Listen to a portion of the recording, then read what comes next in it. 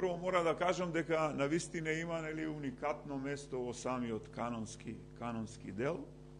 И станува збор за посланието, велиме, ја кажав, ги разгледавме пасторалните посланија во еден хронолошки ред, повторно за да имате подобра представа како се случувале нештата, прво Тимотеј, Тит и второ Тимотеј. Додека сме тука, добро е да го видиме и ова кусо писмо на апостол Павле, до некој си Филемон е адресирано. И веднаш да кажам, некаде е Филимон, некаде е Филемон. Меѓутоа и во оригиналот коренот доаѓа од едно исто филео или филос, те сакам, од љубов, од мил, од посакуван, од драг, од пријател. Така да самото име говори многу. Книгата велиме дека од тоа што имаме информација е напишана на една страна или на едно парче пергамент или на еден лист и навистина е многу куса. Бори на прочита 24 стиха се само. Меѓутоа велат и навистина е скапоцена. Скапоцена како сите оние мали нешта или како бисерите што викат се мали, но сушност имат скапоцен дел, би рекол. Ова послание многумина велат дека е еден, јас така и напишавме на Facebook, на нашата страна, дека има еден израз многу суптилен, би рекол, многу интересен на апостол Павле и се покажува една многу голема учтивост, има многу голема тактичност, дури има на моменти, велиме, некаква комбинација на некој суптилен хумор, како што знае да напише апостол Павле. Меѓутоа се гледа повторно, можеме да го видиме тоа, велиме, срцето на апостол Павле, кое што е полно со љубов. И неслучајно одбрав едни зборови кои сакам да ви ги прочитам од големиот реформатор наш, нели, Мартин Лутер, кој ќе каже вака: тука го гледам апостол Павле како се застапува за сиромавиот Онисим и со сите средства се обидува да го заштити пред неговиот господар, како да самиот апостол Павле е Онисим. И тој го има оштетено Филемон. Она што Христос направи за нас пред Бог, Таткото, истото го прави и апостол Павле за Онисим пред Филемон. Мислам, сите ние сме негови Онисимовци. И ова денеска многу луѓе го употребуваат и навистина, кога ќе навлезете во многу кусо парче од сите други писма кои што ги има напишано апостол Павле, 13 или 14, може да видиме дека ова е единствено писмо кое што може да кажеме дека е лично писмо. Околу самото авторство напишано е помеѓу 60 и 62 година и повторно е напишано од кога е апостол Павле затворен во Рим. Секој пат кога сакаме да дојдеме до некакви вакви релевантни податоци, стручно велиме, нели, во теологијата ги бараме тие внатрешни и надворешни белези или аргументи кои што ги имаме за самото авторство, и многу е добро кога тие се преклопуваат. Па да кажам дека надворешни белези или докази, оние кои имаат желба или кои што го читаат, да кажеме Игнатий, Тертулијан, Ориген, ќе видите дека се што пишувале многу често цитираат токму од ова писмо, а како внатрешни докази ќе споменам само 3, да речеме, во 1, во 9 и во 19 стих, оние кои што ме следат. Во 1 стих вели Павле, затвореник на Исуса Христа. Во 9 стих вели: сепак од љубов кон тебе те молам јас, како што сум старецот Павле. И 19 стих повторно вели: јас Павле напишав со своја рака. Интересно е да споменам за 2, 3 и 24 стихови. Има исто еден голем аргумент во однос на Колосјаните 4 глава од 10 до 17 стих, каде што во втори стих вели и до Апфија, возлюбената сестра, и до Архип. А во Колосјаните, да речеме, во 17 стих, 4 глава, 17 стих вели: кажете му на Архип и гледајте ја неговата служба. Несомнено е авторството на апостол Павле за пишување на ова писмо. Историскиот контекст и самата тема на напишување на ова писмо, Филемон е жител на Колос, и тоа повторно можеме да го видиме од Колосјаните 4 глава 17 стих, каде што вели: кажете му на Архип, гледајќи ја службата што си ја примил во Господа и што ја извршуваш, и до Апфија, возлюбената сестра, и повторно вели до Архип. Интересно е дека еден од неговите слуги, ако може така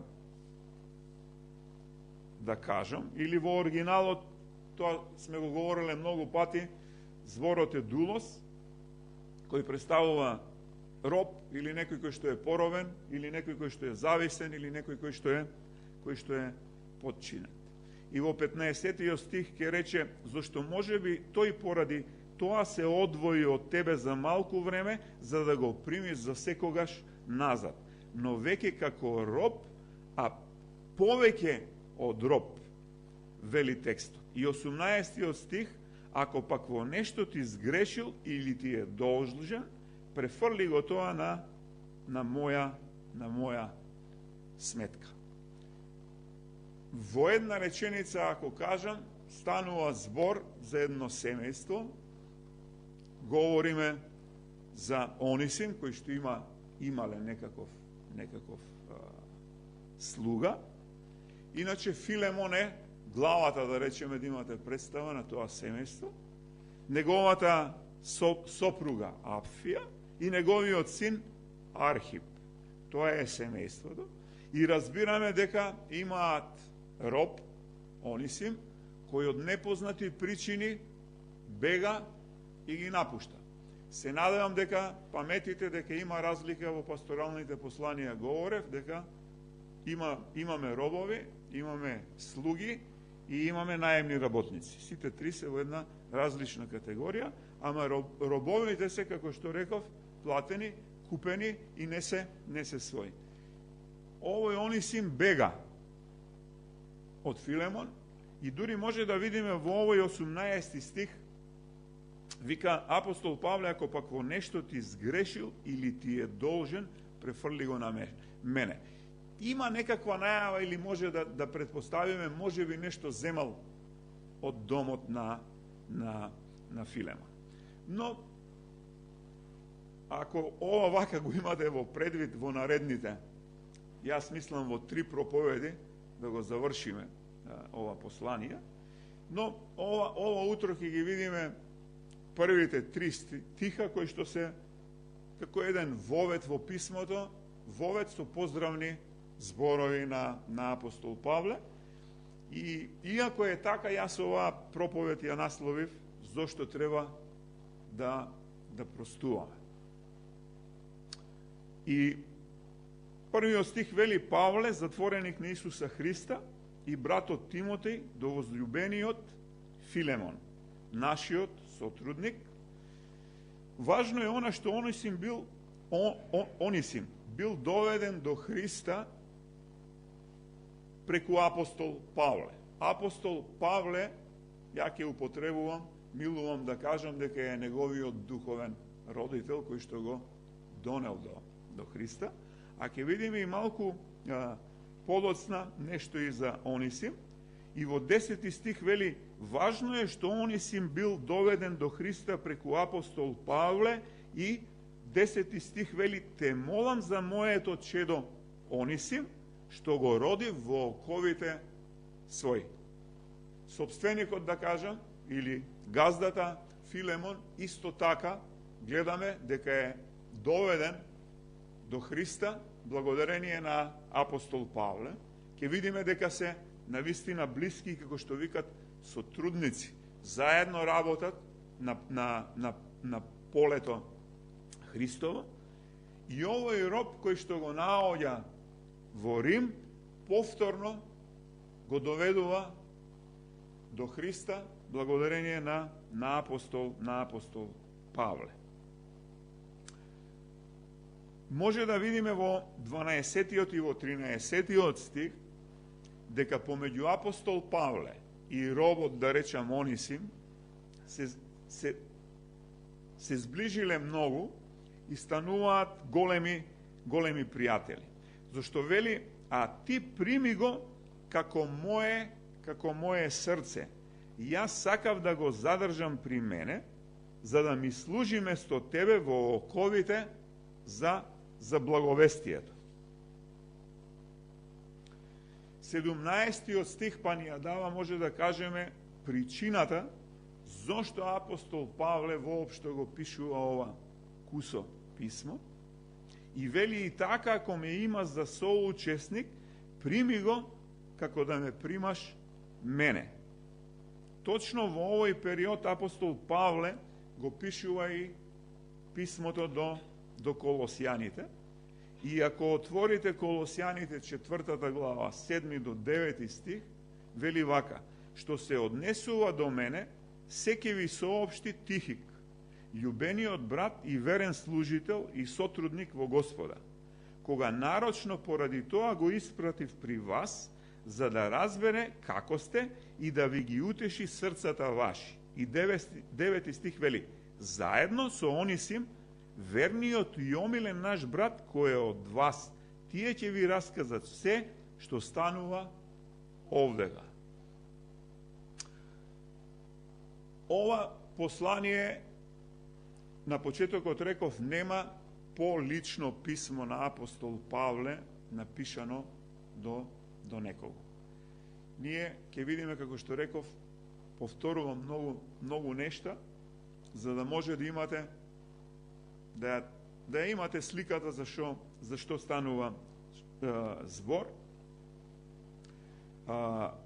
Пасторалните посланија кои што ги разгледавме, Тимоте 1, 2 и Тит, многу повеќе беше упатена целокупната порака до самата заедница и околу управувањето, би рекол, на свештенослужителите и на самото заедништво. Додека овдека говориме за еден личен проблем, кој апостол Павле пишува писмо, повторно ќе кажам, до негов многу добар пријател, верен човек, кој имал слуга и го напушти. И ќе видиме понатака неговата молба, како што веќе се гледа, е да се врати повторно назад. Кои се причините што го враќа, ќе видиме. Која е целта на апостол Павле и зошто токму на еден ваков начин моли и го пишува ова писмо, ќе видиме во другите проповеди. За семејството, нели, за Афија и Архип кажав, за неговата жена, за неговиот син, може да разбереме исто така дека Филемон е богат човек. Пред се, од тоа што има робови, од тоа што му се обраќа до целото негово заедништво, како богат човек имал и голема куќа, кога можело, вели, нели, да се собира црквата или заедништвото во неговиот дом. Многу е важно да кажеме дека, имајќи во предвид први век, имајќи го предвид царувањето, нели, на Римското царство, такво како што било, ушеднаш се повторува дека целокупната социјална и културолошка промена кај луѓето настанува повторно преку обраќањето на луѓето во вера во Христос. Од каде и зошто ја насловив оваа проповед, зошто треба да простуваме? Па го слуша внимателно и Викторија кога се молеше и песмите, нели, дека имаме обврска, како верни луѓе, да си простуваме едни на други.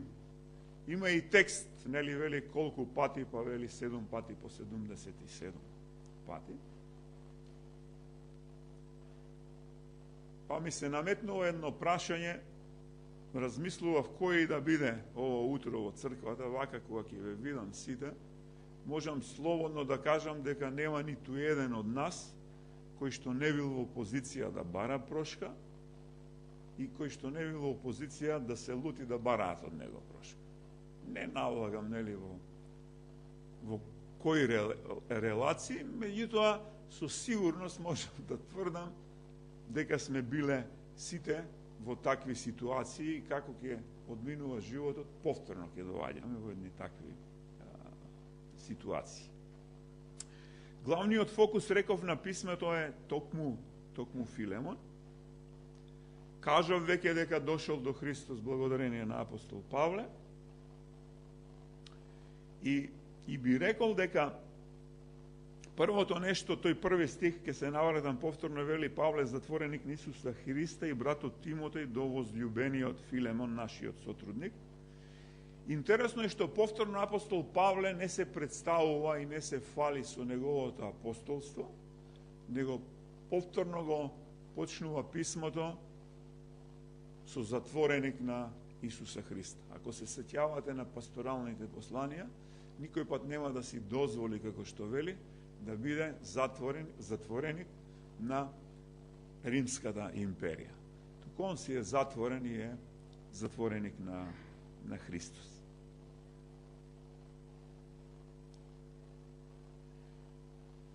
Не знам дали сте си го поставиле прашањето зошто треба да простиме. Суштински. Дали сте се запрашували или дали сте размислувале зошто треба да простам. Јас сум мислил многу пати, како што реков, и тоа двонасечно. И кога требало јас да простам, меѓутоа и кога требало мене да ми простат. Па поставувам едно прашање, што мислите, што е полесно? Дали е полесно да простите или е полесно кога барате прошка? Не знам, можеби не сте размислувале, но ова го говорам и сакам од ова кусок писмо во наредните 3 проповеди. Во толку проповеди ќе го поминеме, меѓутоа главната цел ми е зошто треба да простувам. И сакам преку овие 3 проповеди и преку ова писмо да видиме која е суштината, нели, на простувањето. И затоа велам, не знам што е полесно, меѓутоа од тоа што малку истражував и од тоа малку што сме го учеле од христијанска етика и христијанска психологија, обединети се дека е многу полесно прифаќаме кога ни простуваат, многу потешко прифаќаме кога ние треба да простиме. Зошто? Бидејќи имаме многу аргументи, бидејќи многу сум погоден, бидејќи многу сум навреден, бидејќи тоа што мене ми го направиле е толку големо и толку тешко и толку сум погоден, да едноставно многу тешко може да простиме.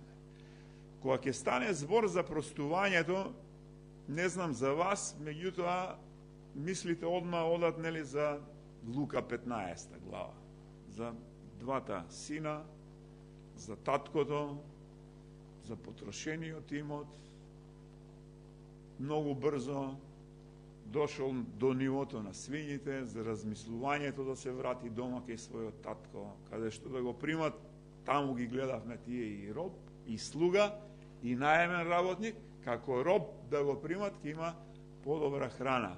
Ама борбата е, нели, тоа кршење во нас, во ситуација кога треба да одиме и да побараме прошка. Дури и тука гледаме дека дали ќе ја добиеме таа прошка. И во овој текст и јас сум говорел, и Мите говорел, и последно говоревме сега скоро на Лангам го разгледувавме. Може да видиме дека таткото, нели, како слика на Бог, ја покажува најголемата, или би рекол сите можни, или целокупната интенција на Бог како простува и каков урнек имаме за простување. Сакам само да потенцирам и да кажам ова утро во овие воведни зборови на апостол Павле и поздравни на ова писмо, како што реков. Идејата е на писмото ќе го моли својот пријател да му прости на неговиот роб, кој умеѓувремену вели стана наш брат и требе да се врати повторно кај тебе. Повторно сакам да кажам дека што прави на новораѓањето, што прави преобратувањето, што прави да бидеш Христов следбеник. Се разминуваат границите, ние сме говориле многу пати и во пасторалните, јас говорев дека и да имало робови, и да имало слуги, кога ќе дојдат во црквата, сите се равноправни во Христос. После црквата, на работното место, тогаш веќе секој си ја има својата позиција. Токму тоа го говори апостол Павле, и тоа не случајно. Ние ќе видиме дека му вели на Филемон, го моли да го прими, и тоа не како роб, него вели многу повеќе веќе треба да го примиш од роб, и се застапува. Јас сакам да напоменам, како што реков, зошто треба да простуваме, само 4 сегменти ова утро, кои се многу важни за секој еден, кој што се нановородил, како што велам, кој што се покајал и зачекорил да живее живот со Христос.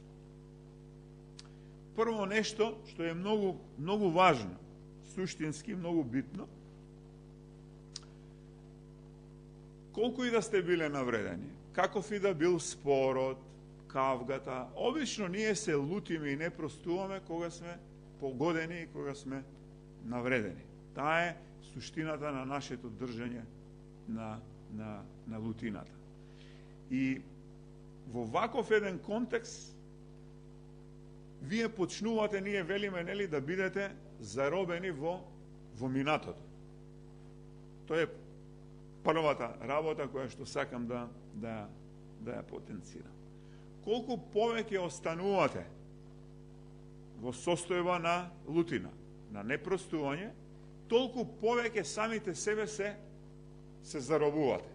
Станувате робови, и тоа станувате, како се вели, робови со ваш избор. Значи, изборот е кај вас. Дали ќе простите и ќе тргнете во една простителна насока, би рекол, или ќе останете заробени, и уште повеќе ќе видиме во другите 3 сегмента, да се закопате во сопственото минато. Многу пати сме давале пример, ако имате било каква посериозна рана, така овде говориме дека колку повеќе останувате заробени во лутината, толку повеќе не дозволувате да зарасне самата рана со која што сте повредени. Втората причина, зошто е важно да простуваме,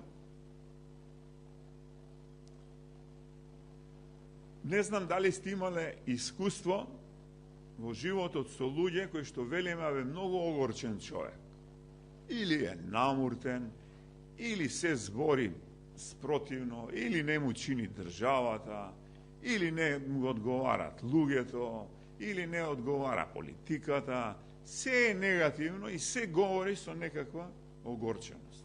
А ако се запознаете малку подобро со такви луѓе, ќе видите дека имаат еден куп непријатели на кои што им се лути и на кои не им простуваат. Бидејќи они се во право, бидејќи они се толку многу повредени да овие другите не заслужуваат повеќе да им се прости.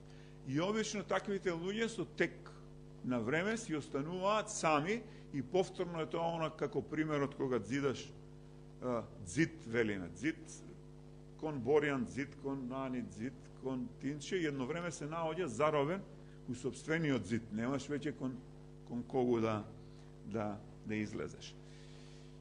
Но многу е суптилно, би рекол, кога одбираме да не простиме.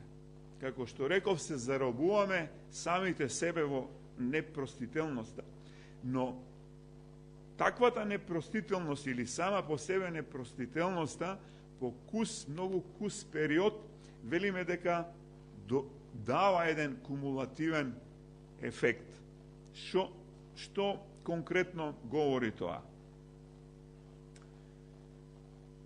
Ако секој се наврати кога бил навреден, кога бил лут, кога не сака да прости, ја ќе ви кажам од лично искуство. Постојано си го прераскажуваш муабетот со човекот. И си легнуваш и си стануваш, и кога сум погоден, целиот диалог постојано му правам реконструкција и постојано зборам, па дури се карам, па дури што сум требал да му направам, па ќе види он како ќе биде идниот пат. Ефектот што велиме дека е кумулативен, се повеќе го зафаќа вашиот мисловен процес. Не можете да мислите за друго. Преокупирани сте со човекот кој што ве навредил. Сите мисли само ви се намножуваат и си полните таму некој файл, би рекол, од позади, со такви едни мисли. Ако имаме предвид, нели, раната ја земав вака како сликовито нешто, таа рана полека, кога не ја лекувате, почнува, велиме, нели, да се инфицира. Станува, има инфекција. Третата причина е многу важна за непростувањето. Многу велат, и тоа сме го разговарале, кога нема да простите, ја отварате вратата на вашето срце, велиме, на ѓаволот, на сатаната, кој како милува. Многу не им се допаѓа на многу луѓе ваквојот израз и ваквата констатација. Но јас велам овдека како да си ставате едно добре дојде, нели,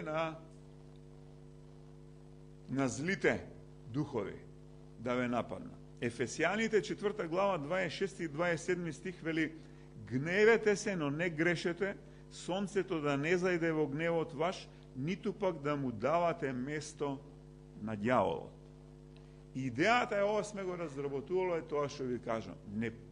Непростителноста, како една рана, што ви реков, кога нема да одберете чекор, затоа ја насловив, зошто треба да простуваме. Повикани сме за многу што, како верни луѓе, да се определиме на патот на простителност. Не велам дека е лесно, меѓутоа е многу полесно и попрактично во однос, како што говориме на овие негативни работи кои што ги носи непростителност. Ке се заробиме самите себе, ке се преокупира вашиот ум со тоа, таквиот процес, реков, станува кумулативен, само ке набобрува и ке дојдете, зошто е оваа ваква позиција, ќе ја кажам, нели, четвртата причина, а може би најважната, би рекол, од сите овие причини. Господовата молитва Матеј 6:14-15 вели вака: бидејќи ако им ги простите на луѓето гревовите нивни, и вам ќе ви ги прости вашиот Отец небесен. Ако пак не им ги простите гревовите на луѓето, и вашиот Отец нема да ви ги прости вашите. Ова е кулминацијата на непростителноста. Кога ќе влеземе, пак ќе кажам, не знам колкумино од вас имаат лично искуство. Јас сум имал, мора да ви признам. Не сте способни вие да може да читам Библија. Не сум способен дури ни за да може да имам тивко време и разговор со Бога. Непростителноста, затоа реков, ве окупира целите, комплет. И затоа овдека за ефесијаните ние фактички си го, би рекол, раскинуваме тоа заедништво што го имаме со Бога. Непростителноста ве одвојува, како што реков, од Бога. Не велам дека е лесно. Многу луѓе пак ќе кажат, има многу ме навредил или малку ме навредил. Тоа секој индивидуално го проценува. Но на крај би рекол вака, секој пат велам, за да може да ја разберете состојбата, доброто е да колку што е можно да се соживеете со случката или со случувањата или со човекот конкретно, па велам да земете некако да влезете во обувките на Филемон, да бидете собственик, да бидете богат човек, да помогнете да купите роб, да живее добар живот, да има добра работа, не знаеме, пак ќе речем, да ве украде, да избега без ни еден збор и да добиете еден ден писмо, од вас близок пријател или би рекол, духовен родител. Кој е тој кој што ме донел мене, како Христос ме привлекол кон него, јас знам и добивам сега писмо и во писмото Борјан ми пишува: Гаго, молим те, овој ако те украл, ако избегал, ако се добро си му правил, да го примиш назад. И тоа не веќе како роб, треба да му прости се што направил. Дури, пак ќе кажам, не знаеме што му земал и колку му земал, и јас ти викам, не се секирај, пиши го тоа на моја сметка. И ја го мислев исто. Милувам така да влезам ово, не би го примил. Сака време, ако дојде тука, ќе речам, дојде сега, да видиме, ако можем по некој шамар да му удрам, ако не е, нели? Не е едноставна работата, на Филемон, она што го бара апостол Павле.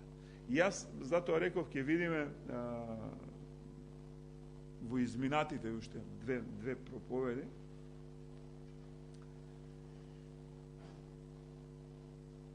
лично во писмо на апостол Павле исто така многу размислувам и со тоа ќе завршам.